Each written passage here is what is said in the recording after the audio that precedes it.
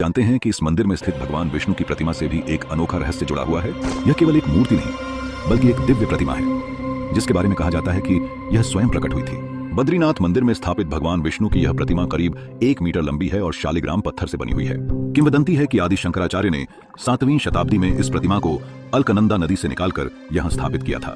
माना जाता है कि यह केवल एक पत्थर नहीं बल्कि भगवान विष्णु की स्वयं प्रकट हुई दिव्य मूर्ति है जिसे देखना मात्र ही मोक्ष की ओर ले जाता है।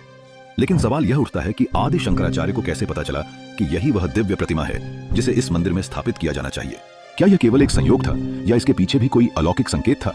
यह रहस्य आज भी बद्रीनाथ धाम के अनसुलझे चमत्कारों में से एक बना हुआ है। 6ठी शताब्दी के आसपास जब इस पवित्र मंदिर की सुरक्षा का कोई निश्चित प्रबंध नहीं था, तब यहाँ न तो कोई सैनिक तैनात थे और न ही कोई अन्य रक्षक। उस समय हुड़ों और बौद्धों के आक्रमण का भय इतना गहरा था कि पुजारियों ने भगवान बद्री विशाल की मूर्ति को बचाने के लिए एक चौंका देने वाला कदम उठाया। उन्होंने इस दिव्य प्रतिमा को सुरक्षित रखने के लिए अलकनंदा नदी में प्रवाहित कर दिया।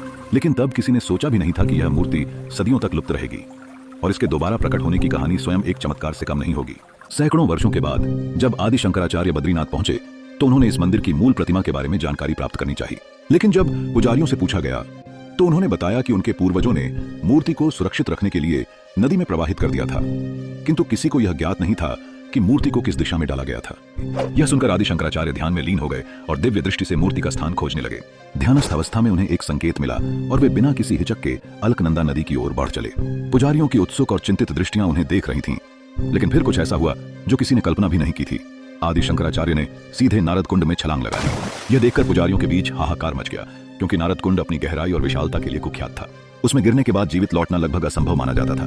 लेकिन शंकराचार्य कोई साधारण मनुष्य नहीं थे, वे एक दिव्य पुरुष थे।